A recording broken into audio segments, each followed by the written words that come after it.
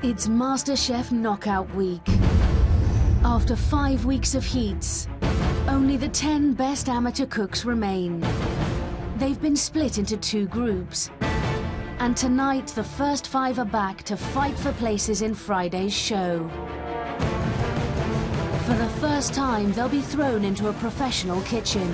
It's so salty, it's unreal. It is salty. Yeah, fix it then. I was expecting a few teething problems along the way. Then they will return to MasterChef HQ to face their biggest challenge so far.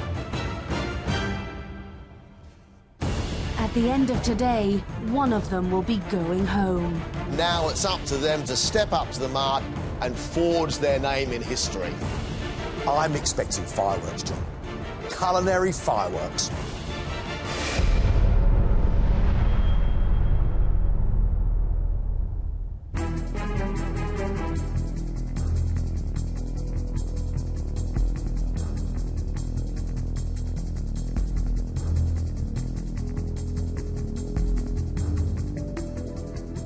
Welcome back. This now, for me and for you, is where the competition gets really interesting. We've seen you do a fair amount of cooking in this kitchen.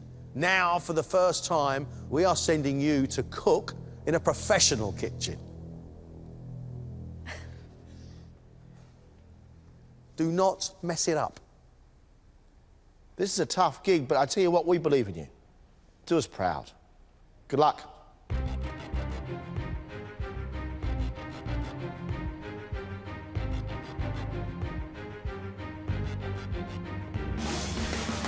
Cooking in a professional kitchen, I'm incredibly excited about it. Quite nervous as well. Cooking for actual paying customers is going to be a real challenge. There hasn't been a dish that Jack has served up to me yet that I haven't really liked. I think that lobster ravioli was incredible. Michael's one of those great cooks who take everyday ingredients and elevates them to something absolutely beautiful. Pork chop and crackling, a wonder. The chef's going to expect standards as if it was his own brigade working. You know, it's his restaurant, his reputation. David, a really interesting cook.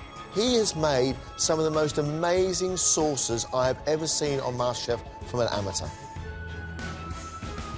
I'm imagining a pro kitchen is just going to be relentless pressure. I'm just expecting that there's going to be no let-up for the entire time that we're there. Ping may well have cooked me my favourite dish in the competition so far.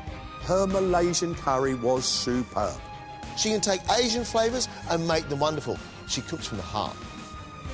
I was hoping to work in a professional kitchen. Out of all the challenges, it's one of the things that I really wanted to do. Theo gets a little bit excitable, runs around the kitchen, makes a bit of a mess, but his presentation is superb and his knowledge of world cuisines is incredible. Is that even legal to allow a group of novices like us into a kitchen and ask people to pay for that food?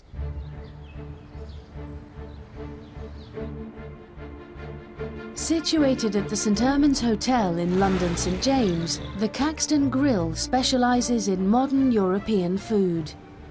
The dishes are created by 25-year-old award-winning head chef and professional MasterChef finalist Adam Handling. Away with the halibut, the beef and the venison. I'm a very big control freak. How the tables get set, to how the menu looks.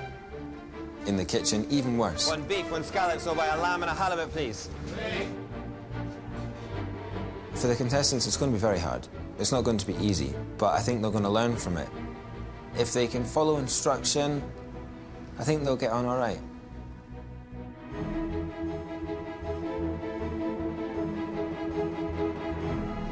Good morning. Good morning. Welcome to my restaurant. You're going to do your first restaurant service, serving the food which we serve our normal customers on a day-to-day basis. The most important thing is the attention to detail. These are paying customers, so they have to go out with the same standard as what my guys do. Do you just want to follow me? The 5 amateurs will be responsible for serving up every dish on the menu, with help at hand only if they need it. All of the contestants are getting recipes. The timings, the temperatures, the size you cut things. They'll have everything in black and white. And if they need any more help, there'll be a chef right beside them. Not hold their hand, but just guide them in the right direction. David will be in charge of one of the 3 mains on today's menu. Adam's Scottish halibut and octopus carpaccio, accompanied by an oyster beignet, pickled cucumber and a garnish of sea vegetables. Oh, wow. The most important thing on that dish is the halibut. Have you cooked a lot of fish before? Not a lot. I've cooked fish before a few times, but it's not something I cook incredibly regularly. So these halibuts are fantastic, but they're literally 250 pounds of fish. Yeah. You know, it's a lot of money that every little nick is damage to it. Have you ever filleted a fish before? Yeah, a couple of times, but not a lot of times. All fish have instructions, and that is, if you can see the lines on the fish, that's telling you where to cut. Use your chef's head, follow the lines, the result will be made for you. Okay. So we'll probably get 15, 16 portions out of this.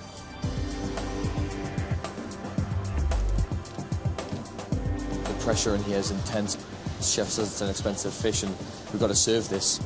You know, you're trying not to waste too much of it, and also to get, you know, clean, good-looking fillets. Oh, no. I've just missed the seam here, haven't I? Yeah. Yeah. Because now this part here, Yep. we cannot use. Yep. I don't really think we're going to get any more than 1 portion out of this fish either. So do I need to fillet another one, or...? No. We'll let Johnny fillet this one. Right, okay. No problem. The next one. Okay. Pretty disappointed, to be honest. Just shows the difference in standard between, you know, home cooking and professional cooking. You can't afford to make even the slightest slip at all. Ping will have to make the second main, lobster, served on a pressed chicken thigh with lobster claw, coconut puree, cauliflower puree and curry puree, accompanied with coconut tuiles and a spiced broth. It's one of the hardest dishes to plate, and it also costs the most to make. So everything needs to be done correctly. The lobster, if you have a look at it, is circle. You never get circle lobsters. They're actually 2 lobsters glued together. You think 1 lobster's expensive. It's 2 lobsters on that. Pile on the pressure. Pile on the pressure. Have you worked with lobster before? No, never. Okay. Have you tasted lobster before? Yes. Good. So you should know what lobster should taste like. Yes. That's a good start. I haven't worked with lobsters before. I'm conscious at the cost of them. I just want them to be perfect. A lobster dish for an amateur is very hard. I only let my sous chefs prep the lobsters. With only 3 hours prep before service, Ping has a massive task ahead of her. So how many have you done so far? Done 7. You know we have 80 lobsters. Yep. That's a lot of work. You got lobster juice all over you. I know I'm gonna smell nice on the way home today. Michael will be cooking the final main, Herefordshire beef fillet cooked in a soft herb ash, with a ricotta and duck ravioli, truffle and burnt vegetables, on an olive oil potato puree, and accompanied with a compressed beef sauce. It's really good. It's delicious. The attention to detail on quite a lot of stuff is just extremely time-consuming. The raviolis, they take a long time because they have to be perfect, and if one bursts, you're going to die a little inside. So you've got to be very delicate with when you do it. Have you ever cooked anything like this before? Yeah, I make pasta from time to time, but never ravioli, so yeah. No, I've never made anything like this. So this will be fantastic. Looking forward to it. Good. More nervous, I think, than I've been in the whole competition so far. This is clearly a huge amount of work to do in terms of prep for this dish. So, yeah, I am nervous. The prep on this dish is very, very hard. Them raviolis, they're definitely a little killer. So I'm just making the pasta. Need to just get this brought together and then get it in the fridge.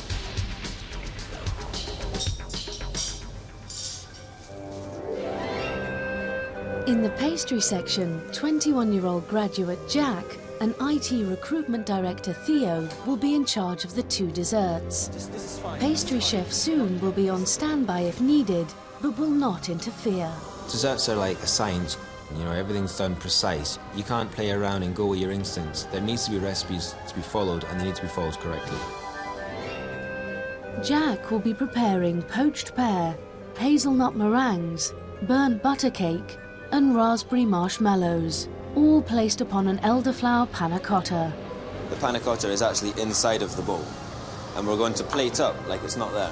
The idea that the customer finds it as they're eating.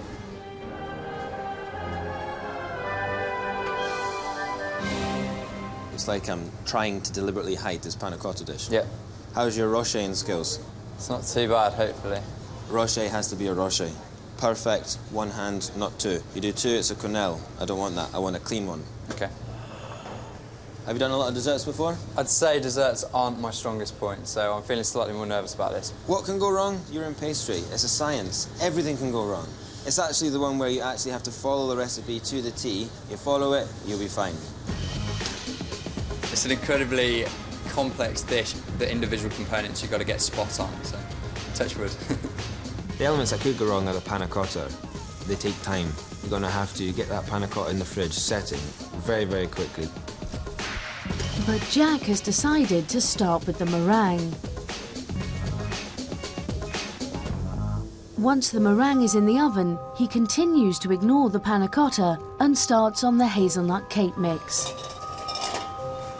For the other dessert, Theo is making chocolate orange truffle wrapped in a cannelloni of orange gel with dehydrated chocolate mousse, milk chocolate ganache and olive oil cake. It is quite complicated because there's a lot of chocolate work. Yeah. Have you done chocolate work before? Not really.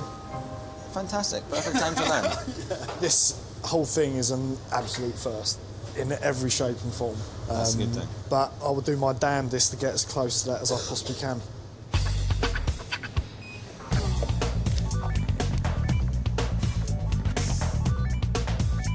Theo is starting off with the dehydrated chocolate mousse. Basically, you're making a mousse and then you're drying the mousse out. Fine. Okay, that dehydrate, got it. We've not yet hit dehydration stage. And this doesn't look like it should, I don't think. I think the chocolate has gone hard too early. Okay, is there any way to save this, or does this start again? No, you're going to start over again. Yeah.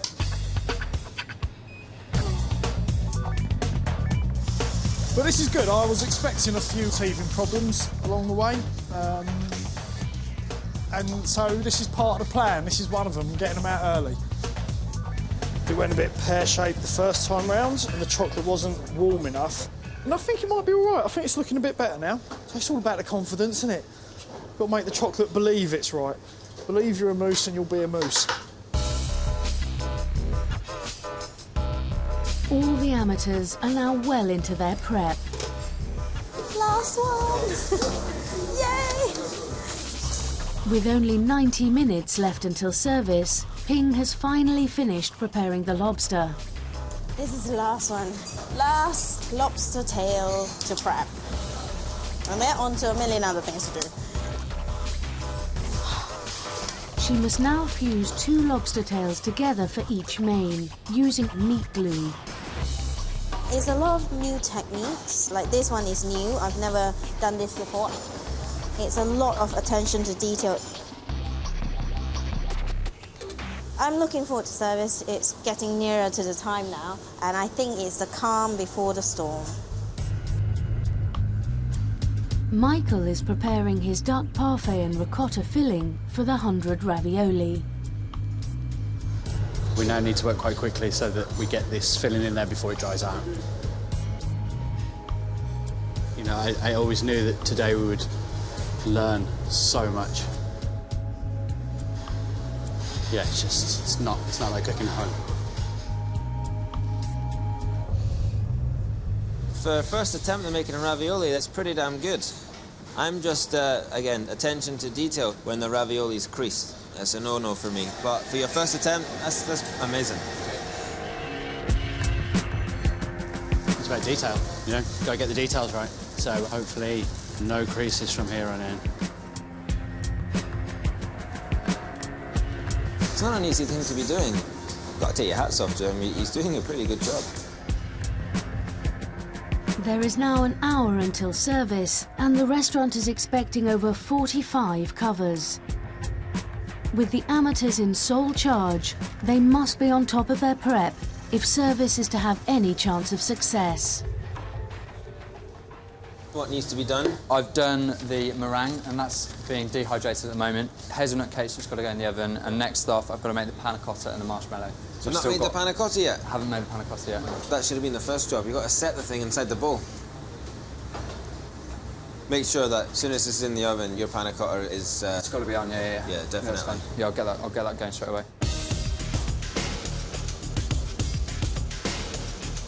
Just need a pan, yeah? Are there any pans clean there, Chef? I like Jack, but his priorities for his dishes are a little bit out. He should have done the panna cotta first. It's a little confusing. While Jack races to get the panna cottas into the freezer, Theo is also focusing on the main component of his dessert, the chocolate orange cylinder. It's just something I like to whip up now and again.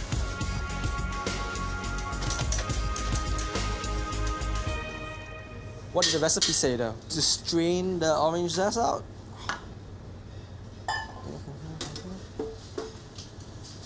Yeah. Start again. OK, right, let me get the other stuff measured. Basically, I didn't follow the instructions, so I need to start that again. This is a lesson to learn not to screw it up again. Yeah, massively. Yeah, it wasn't part of the plan. Right, drain and strain this time. Right. I'm very worried for service tonight, because if he's messing up in the simplest jobs, the task of serving that, it's going to be a disaster. Pasta, it's chocolate. Remember the temperature of the room. OK.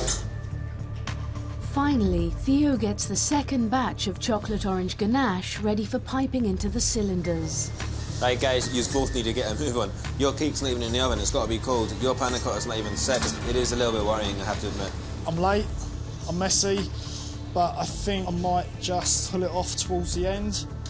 Oh. There's still far too much stuff to be done. They are not going to be ready for service at all. Michael is also behind. He still hasn't prepared his beef. Time's running out, so I'm just going to quickly make two and he can make the other ones. A little bit behind schedule on this dish. This time I was hoping everything was done so we can just set up, have a nice relaxing 15 minutes. Clearly that's not going to be a reality. You want to bash on with two more, please? Exactly the same as what I done. We're all up against it. Pretty pushed for time. Just head down now. Well, it's been head down since we got here, but we really have to crack on now. Just getting close to service, so it's going to be a bit of a crazy couple of hours, I think. For these amateur chefs, it's their first time in a professional kitchen. Their dishes will be the only ones on today's menu.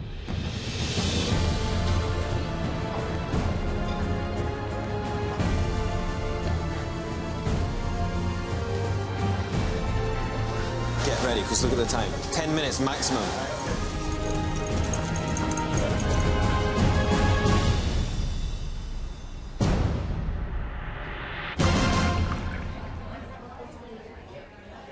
It's busy. I'm worried. Of course you're worried. Our five have taken over a kitchen and they've got to cook for all these people. The glimmering shine of stainless steel and the rattle of knives turns into the ferocity of service. And suddenly these orders come flying in, and I tell you what, it's going to be ferocious. Shall I take the orders? Are you ready? Can I have the chicken and lobster, please? Can I get the halibut, please? I'll have the beef, please. Check on. 1 beef, 1 lobster. Yeah, chef. Second check on. Table of 4. 2 lobster, 1 halibut, 1 beef. Yeah, chef. Yes, chef. Yeah, chef. We're part of a team. Make sure each ticket comes up table at a time. Yeah, chef. So if you're ready, communication. Yeah. Guys, how long on 1 lobster, 2 beef? Other way around. Other way around, 2 lobster, 1 beef. Table 2, 10 minutes. 10 minutes? 10 minutes, OK. David has to ensure that his halibut is cooked to Adam's exact temperature specifications. The fish has got to be at 42 degrees. So we've got to try and get it at that. What temperature was that fish again? 42 degrees, chef. Fantastic. For Ping, the challenge is to present her lobster dish perfectly. We're going away on 4 lobster, 3 beef, 1 halibut. Yes, chef. Yep, coming. That looks okay.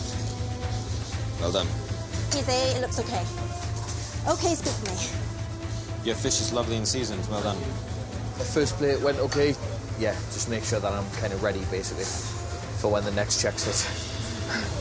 Come on, beef. We're waiting on you, it looks like. This lovely cooked fish is going to overcook. Go. So go all 3, yeah? Go with all 3. Michael now needs his ash rolled beef fillets to match the standard of the others. 30 seconds, chef. Table 5. First table away. Well done. Keep it going. David's touch is perfect. Look at that beautiful piece of halibut, look. Lovely, absolutely lovely. The beef was very rare, which I quite like. Michael's worked really hard to get this dish right, really hard. Just waiting on some more orders to come through. We'll get bombarded again any second, I'm sure. So, yeah, but we've got the ones out so far. Right now, I need 5 lobsters, 4 fillets. Yep. Then, after that, I need 5 more lobsters. Sorry. Yeah, people sure love lobsters.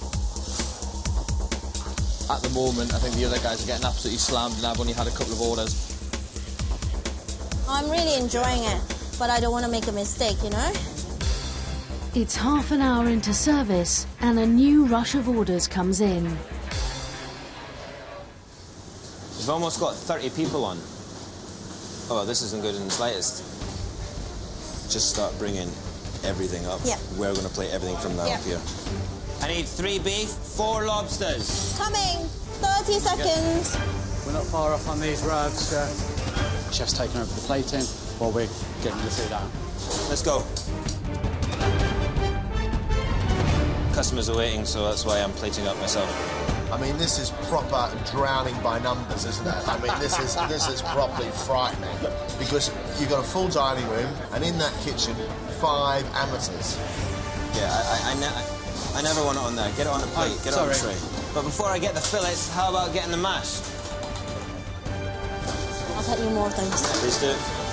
Ravioli, chef. Hey, Ping, bring that lobster up, please. Wait. I've got 14 lobsters on order. I need just sauce. Just give me a big pot of sauce, I'll do the rest. Frantic. Yeah, it's really...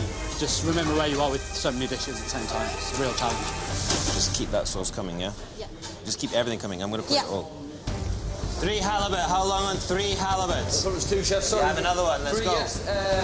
So how long is that? That wasn't a number. Sorry, chef, 9 minutes. A little quicker than that would be great. I'm just trying to do what I can, obviously, just to get my orders on time. It's mad, yeah. How long on the halibut? 60 seconds, chef. David's not had that many checks on, so I don't understand why he's not a little bit more faster. Your fish is cold. Fish is cold. Quickly just warm it up. Yeah, OK, in the pan. Yeah. I put the fish on too early and it's taken me too long to plate up. It's cooked, he said, just quickly heat it up in a pan, that's all. Good. Hot foam and butter? Yeah. Yeah. Well, too disappointed in myself, but obviously I do want to get better, you know, get it pretty much spot on.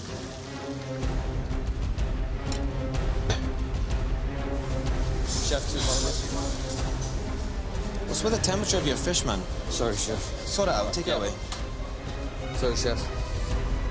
While David has a 3rd go, Ping is managing to juggle the most orders. And yes, it's pretty frantic.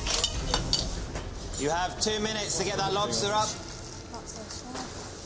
Lovely. Plate up. You can work with me. Plate them up nicely. Keep them all the same. Yeah. This looks lovely. Ping's amazing. Them little lobsters are coming up fast. So, no, she's doing very well. Hopefully it's edible. I'm sure it is edible.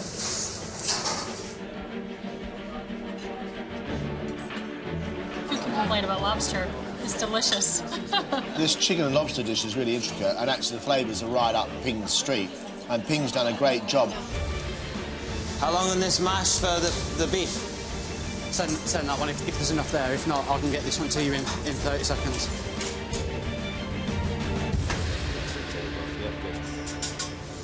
Did you taste this? It's so salty, it's unreal. Give it a taste. I just tasted it, it's salty. Is it? Yeah. Yeah, fix it then. Wow, it's so salty. It's a salt field. I've added some more potatoes, some cream, let it back again slightly.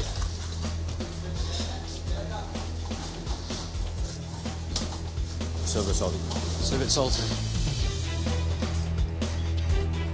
We just noticed so many orders. Yeah, we just focus on getting people food that they need. Is it salty? No, that one's okay. Much better, well done. Michael, carved 3 beef. Yes, chef. The potato is finally right. Now Michael needs to do the same with the beef. That meat is completely underdone. Does that need to be re-wrapped and get it back in? No, just leave it. I think it's ruined now. Let's get some more ones. 3 beef right now, please. Okay. Michael's section is struggling. I don't understand why. It is only cooking some beef, but it just seems to be going right down. I really need this beef, please. These are ready to go, chef. Fine. 3 beef, chef. Let's just go table 4. The beef is very tender and juicy and has lots of flavor. Service is in full swing, but there's a large backlog of checks. Horrifically behind schedule. Some checks have been on nearly 1 hour. I don't want to peer inside that kitchen because right now service out here is at a snail's pace. I'm truly not surprised it's a bit slow. I mean, you think about the enormity of this task. Lovely looking food, if you can get it. Who just put them on? They're not coping at all very well. How long are these fish? 60 seconds, chef. 2 halibut, chef. It's exactly the same. Stone cold and way overcooked, and it just looked a mess. Right, okay. Just give me the garnish. I'm plating up. I'll do all of it. I'm messing it up royally, aren't I? No. Don't get your head down. Just keep doing what you need to do. 3 more lobsters. Don't relax. Coming. 1, 2, 3, 4, 5, 6, 7. I've got 1 to go up in 2 seconds, and then we've got 10 more to go. You're looking fantastic. The last of the tables are about to be served. Right, I need 3 halibut. 3 halibut. Also, that's 3 beef as well. 1 lobster right here. And then we're done.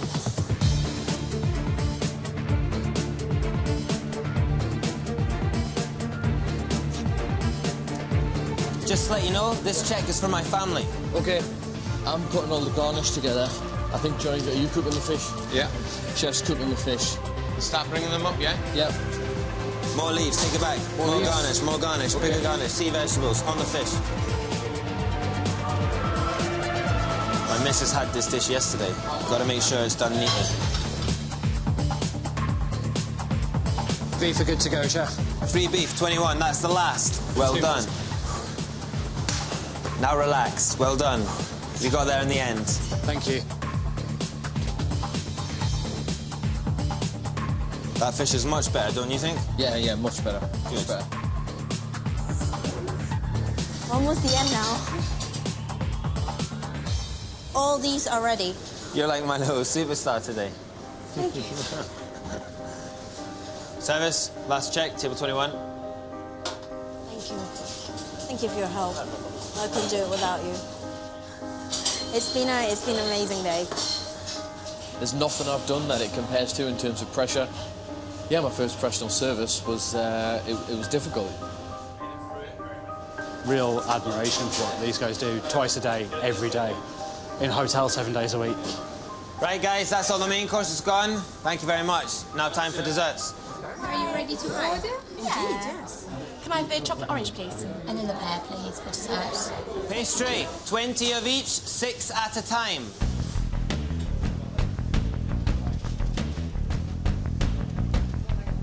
We've got quite a few orders on. Yeah, it's all going to be quite a push now to get it all out in time. Both Jack's panna cotta and Theo's chocolate orange truffle desserts require a perfect rocher. A one-handed quenelle which is perfectly smooth. Hurry up because the sorbet is going to melt. Go.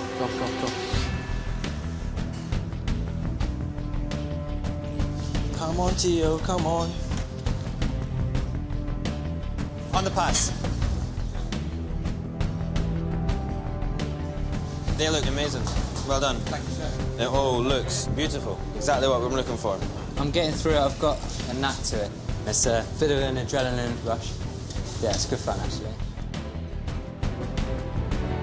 It's a great dessert. It's got loads of different textures with a lovely panna cotta. It's really beautiful. 1 chocolate orange, please. Wait. Give me a time. 1 minute. So that'll be 5 minutes. Chef, 2. That's horrendous. Fix them, please. They weren't good enough. Not up to the standard. Theo's attention to detail with them desserts is not good at all. So I've got soon given him a hand to get him to push it out quickly. Calm down. No pressure. I'm helping you out. You tell me what you want, I'll get it for you. You play it up, okay? OK, I need the chocolate on these. Beautiful.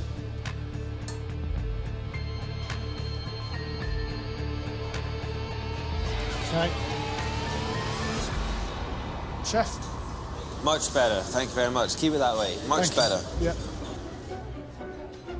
It's just a beautiful infusion of chocolate. And it tastes divine. With Soon's guidance, Theo is now starting to get to grips with his dessert. I have a newfound respect for the kitchen. Beyond belief. Speed up a little bit, I think. 2 minutes. That's it. Your plating up skills are really, really good now. That's amazing. Carry on. Well done, Jack. 39. So far, I think Chef's been quite pleased, so just got to keep up and get these last ones out. Beautiful. You're looking good. Table 6. Table 37. Table 31. Serves, please. Last check is for my family. Okay. Make sure they're right. Come on, buddy. We're almost there. Finito! Fantastic. It's not done until it's on the tray yet. Yep. Let's go. Thank you very much. Well done. End of service. We got there in the end. Thanks, Chef. Thank you very much. You were a star. You were fantastic. That was very well done. Thank you very much. 21, yes? 21. Let's go. These are very complicated dishes. These are bordering on scientific, John. Jack and Theo must have had a to-do list as long as your arm. Yum. I think I just aged like 40 years. It was very stressful. I think probably the hardest service I've done in a long time, to be honest. The prep, Michael was fantastic. As soon as service hit, he actually sank extremely quickly. It's so easy to get swamped. There are definitely easier ways to earn a living. With Theo, I was terrified. I didn't think he would be able to manage at all. But he pulled his socks up. He executed his dishes very well. Yeah, look, there was a lot of teething problems right at the beginning, and there was a few problems towards the end and the middle as well. Jack really did impress me today. The panna cotta dish was executed tremendously well. I was pleased because it was very stressful, and to get through that and to get out the other side of it, so yeah, it's a great feeling. I was very impressed with Ping. Always trying to help and get right in there. She was definitely a little star tonight. That was fantastic. I love it. It was brilliant. David on the fish was really, really bad. The 3 halibut dishes, he got flustered with the most small numbers. I feel a little bit let down myself, but just makes the next challenge even more important for me. The first time they've been in a professional kitchen, you know, the food may have taken time to come out, but when it was delivered, it was extraordinary. That was tough. But what comes next is going to test them to the absolute limit.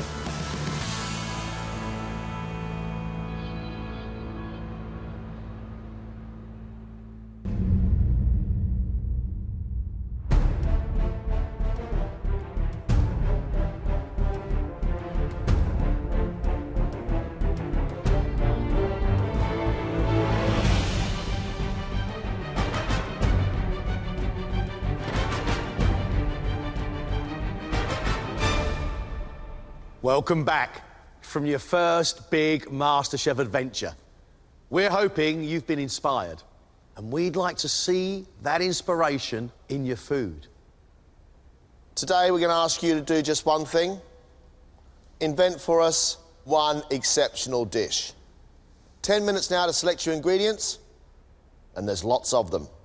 Right, up you come.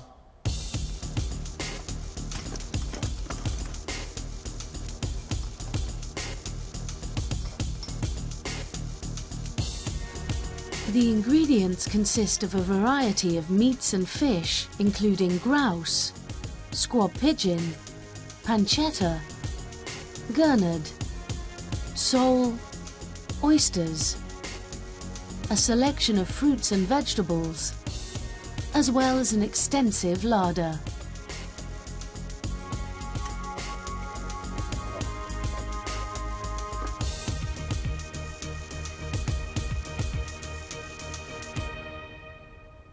Because the competition's getting serious now, we're bringing in the big guns.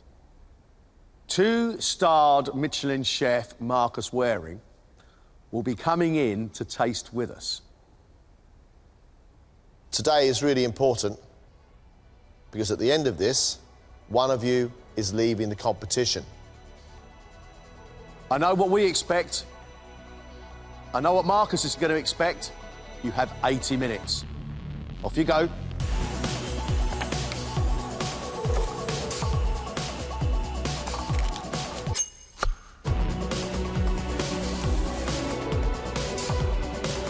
I've seen Marcus Waring on TV and he frightens the life out of me.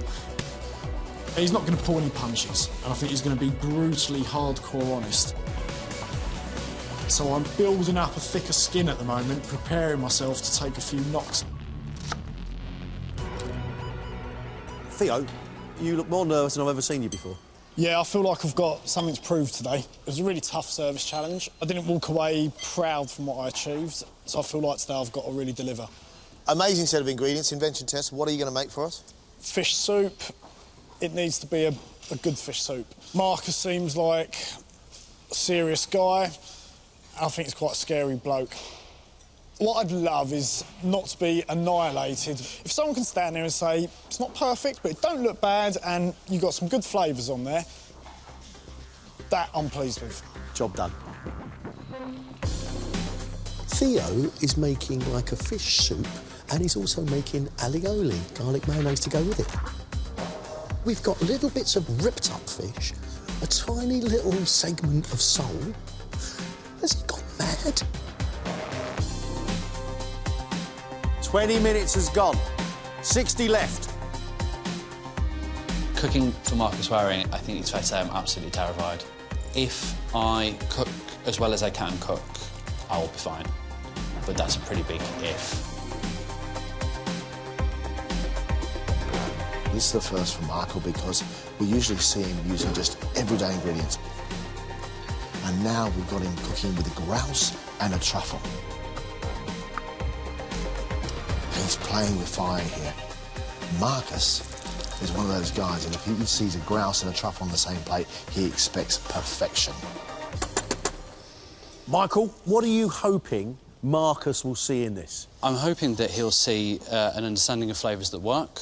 I think what I'm making today is pretty rooted in classical cuisine. You know, there's nothing wildly experimental here. I want to take what I learnt from Adam in the professional kitchen. I want to show a progression.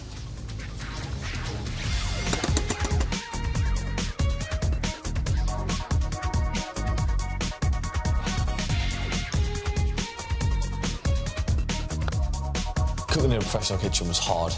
It was probably my worst round of the competition so far, so I've got a lot to do now. I've got a lot to make up.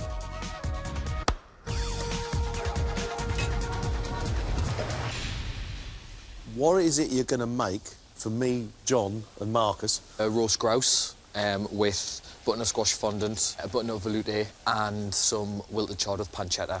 We know how good you can be when you're on form. You on form? Yeah, let's go with yes. Yeah, let's go for it.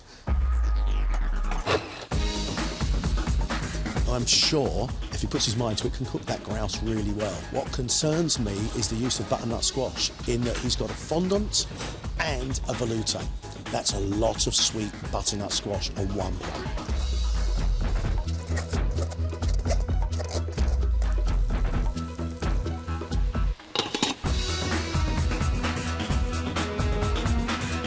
You are halfway. You've got 40 minutes left. I feel a little bit nervous about another invention test. You can't prepare for it, and you just have to react on the spot. You have to think clearly and think, right, what will work together well, and how can I impress Marcus Waring? Tell us the dish you're going to make from all those ingredients. Today I'm making squab pigeon with beetroot three ways and a sauce to go with it, a pigeon sauce. You've cooked squab many times before? Haven't cooked it once. You've never cooked a squab before? Never cooked a squab. So I'm taking quite a big risk today. Jack has chosen the pigeon to cook today because he likes to eat it, but he's never cooked one before in his life. There is a huge difference between eating a pigeon and cooking it.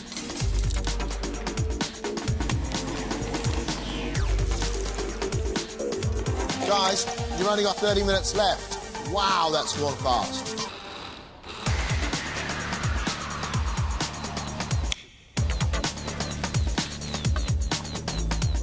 To have Marcus Waring there today, and I know he's tough, and it just puts on the pressure. I'm very excited about the challenge, but there are a bit of me that goes, actually, I want to crawl back into bed and say, thanks.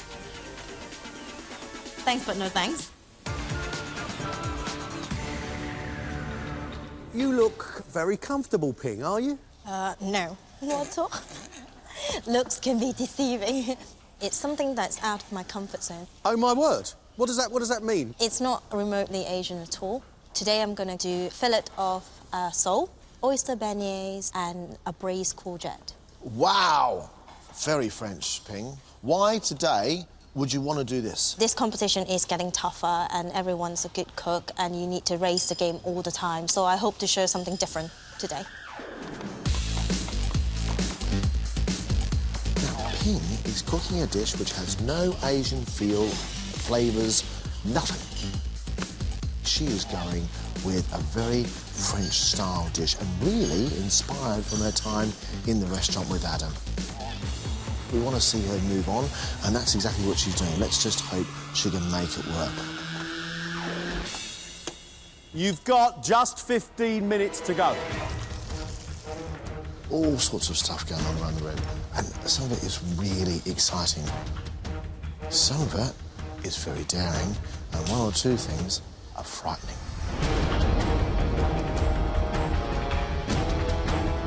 Guys, you've got just 90 seconds. 90 seconds to finish off your plates.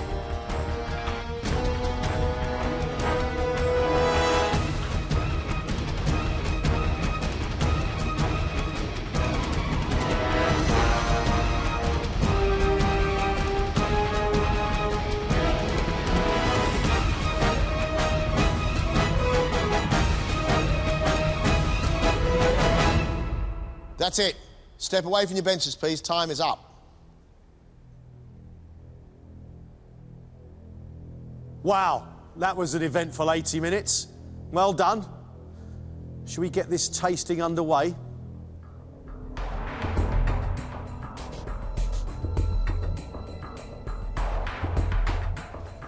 Good to see you, Greg, John. Thanks a lot.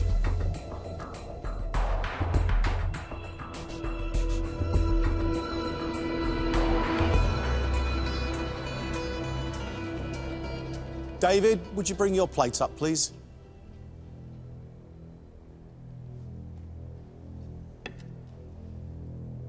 David has roasted the grouse and served it with a butternut fondant, Swiss chard with pancetta, wild mushrooms, braised baby fennel, and a butternut veloute.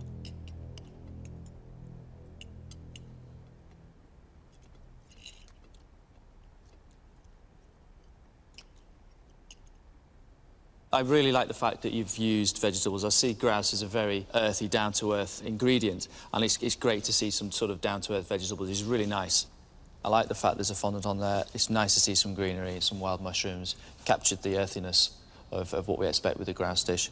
But the veloute doesn't work with the dish at all. For me personally, I would love to see a nice meat sauce on there, or some sort of a jus made from the bones. But I think one of the most important things I'd like to say to you is never, ever throw a carcass of a grouse away. Use it. It's got great flavour, and I hate flavour not being used. But nicely cooked, nicely executed. Thank you. I'm really happy with how the grouse is cooked. I'm really happy. And I love that fondant. It's really like caramel sweetness on the top. I love it. My only concern is that that velouté doesn't pack much of a punch. You're a master with sauces, and I was hoping today you would marvel Marcus with one of them. Stay with your strengths, David. Yeah. Thank you very much, John. Thank you. Comments were perfectly fair. I executed what I had intended to do. Possibly my idea was just a little bit off. Michael, could you bring your plates up, please?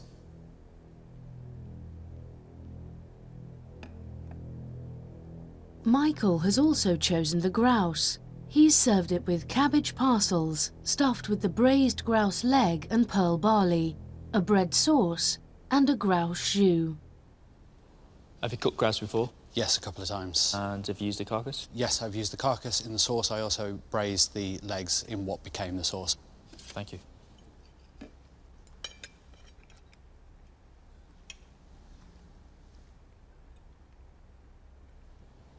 I think the seasoning's good. I like the bread sauce. Quite like the parcels. I think you could have used part of the leaf that probably wasn't so dark, maybe a little bit more of the inner leaf. I also like the fact that you've used a sauce and you used the carcass and the legs for, for that. Only one thing, I would have liked a little bit more of it. I'm a northerner. We like our gravy. I'm a Midlander. I should know better. If you're going to serve grouse, we want lashings of gravy. That's where all the big flavour. It's there to sort of sit with the dish all the way through, not just little speckles of it. But I think as an overall dish, I like it, and it's really nice. If you want a little bit of sauce to decorate your plate, fine, give us a jug. That is such a beautiful, almost sweet, sticky, deep sauce, and we've got 3 little puddles. That's criminal. I'm with Marcus on this, and with Greg. Generosity of spirit with your sauces. Let people indulge in it. Let people bathe in it. Thank you very much, thank you. Well done, Michael. To put my plate up in front of the 3 of them today, it felt really good. Delighted with the feedback. Really, really pleased. Jack, it's your turn, please.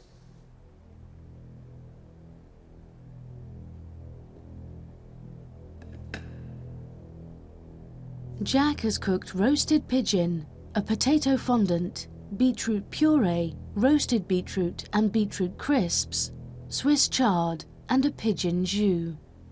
Where is the rest of my pigeon? I mean, there's at least one leg missing. Where's the rest of it? Didn't put it on the plate. Why? I didn't want it to get overcrowded. And is the rest of the dish on your apron? I know, I seem to have got myself in a bit of a mess.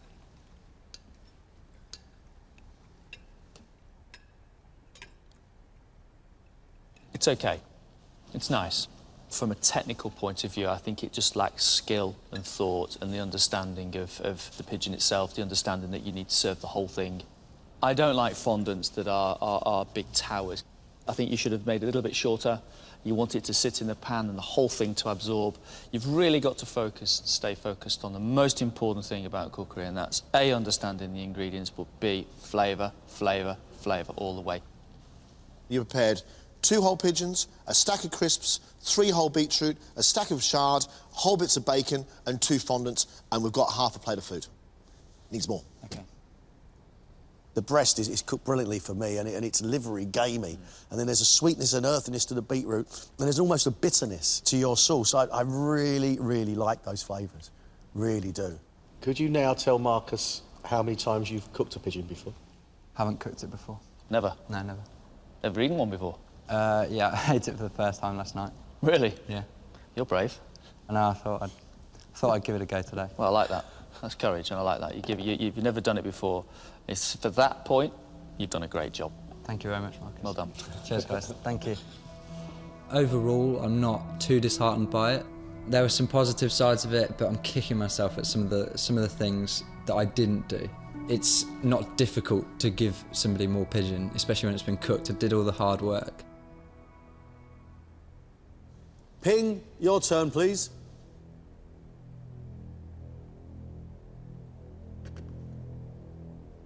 Ping has prepared pan-fried sole with oyster beignets, braised courgettes, little gem lettuce, and a tarragon and cider sauce.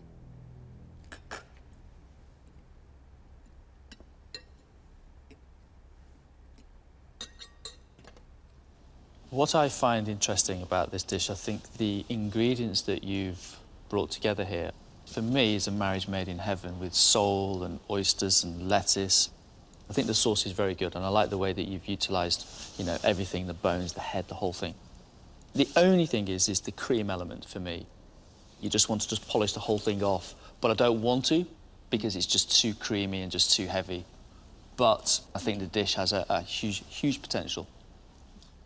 I love the way you've cooked everything. Those oysters with a little crispy covering, I think, are delightful. The sole's cooked nicely.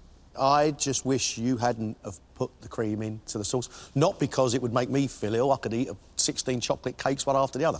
But because I think you've actually detracted from the depth of flavour. The richness of the cream aside, what I've seen today, Ping, is a huge departure from your style of food. It's not perfect, but at this stage, I don't expect perfection. But I tell you what, you're getting there. Thank you. Thanks, Ping. Thanks, Ping. Thank you. To have Marcus Waring taste my food and to say positive things about it, and there are some things I can learn from, it's huge for me. It's fantastic. Theo, please, could you bring your plate up? Last up is Theo, who has prepared a creamy Mediterranean fish soup with ballotine of sole, fried fillet of gurnard, oyster beignets, Thai aioli, carrot, oyster leaf, and a side of some more fish soup.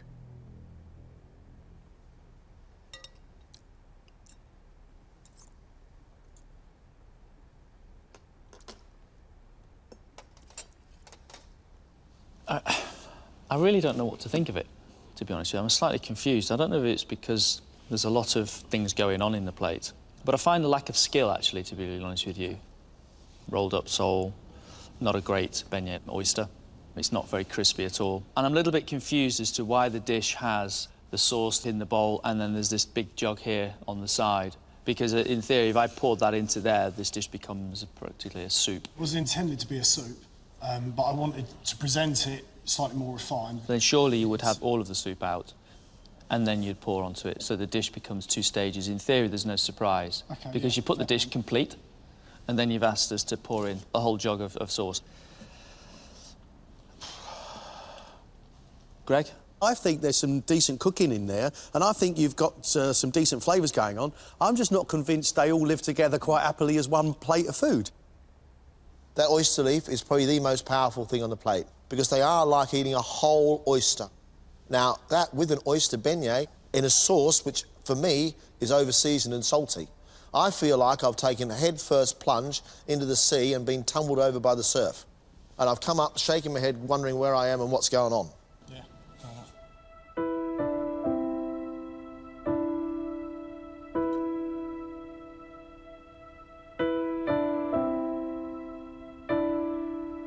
I think I chose the wrong sort of setup for the dish on this occasion, and I think I might be out of lifelines.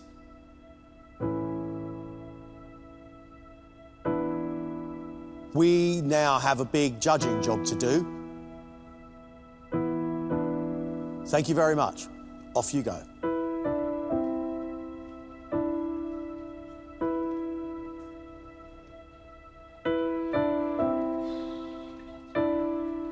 I think the standard has been great and the criticisms are small, but at this stage of the competition, wow, what could be around the corner? Thanks a lot, mate. Thank you very much, Thank you. Greg. Good night. Thank you.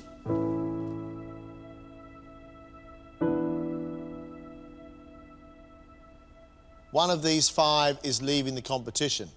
One person who we know is not leaving the competition is Ping, I gotta tell you. She did a dish which showed off classic technique. A big move away from the food of Malaysia and into French cuisine. I agree. Ping's dish looked beautiful, was cooked brilliantly, tasted great. I really want to get through this round and go to the other round. The more I do it, the more I want it. My next heads up has to be Michael, because Marcus, you and I agreed that his dish was wonderful. That food today from Michael, that grouse, was delicious. It's got to stay in the competition. With every round, the desire to go through kind of intensifies. So, yeah, it's fair to say I want it more now than at any other stage, I think, yeah. Now we've got a conversation about David, Jack and Theo. Theo did a lot of work today. I know Marcus wasn't over impressed. There was actually nothing wrong with the things he'd cooked, and he'd cooked them well. Theo's mind, as we know, it's whizzing all the time, and his food today was doing the same. It didn't have a place, it wasn't concreted in anything, it had no sort of foundation, and that's where the issue was. I was trying to make it more restaurant-fired and tart it up a bit, when really I should have just chose a direction with it and stuck to it. I like Jack's food today, but he is inexperienced. It was silly not to serve the whole pigeon. It really was. I think Jack today has learned a lesson, but has that lesson come too late? To continue in the competition and to continue to learn more, go on exciting challenges, it would mean a lot to stay in. But yeah, you never know. David. Frustrating. David's a good cook, but he's in a competition full of good cooks now, and you can't afford to slip. David's gift for me in this competition is he makes the most amazing sauces. Today he almost broke my heart. For me, I think it really depends on how everyone's done. I hope I've done enough, but we'll see. At this stage of the competition, we can only really take the cooks through who we think have a chance of winning it. Who's the weakest of the three?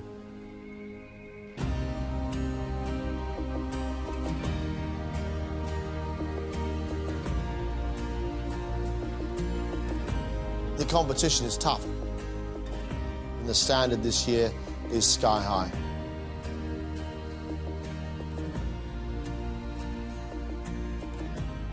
The cook leaving the competition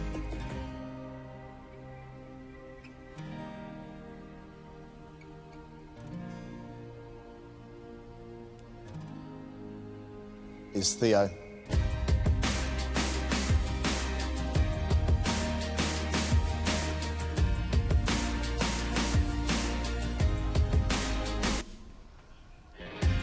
I'm equal measures of proud and gutted, really. It's a sort of a bittersweet moment.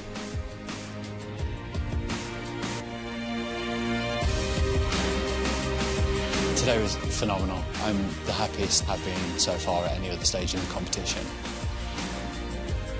Who'd have thought I'd be in the final 8 of MasterChef? It feels fantastic. I just want to continue on. I never thought I would get this far. I feel so proud, to be honest. Awesome. Really pleased that I got through, but there is a long way yet to go. I have a feeling it's going to get tougher. Tomorrow night, the next 5 get their taste of life in a professional kitchen. 2 trot now. We go, we go. I'm not going under. I'm not letting the nerves get to me anymore. It's absolutely crazy. They will then have to face their toughest critic so far. I don't think it's very skillful at all. I don't think you pushed yourself either.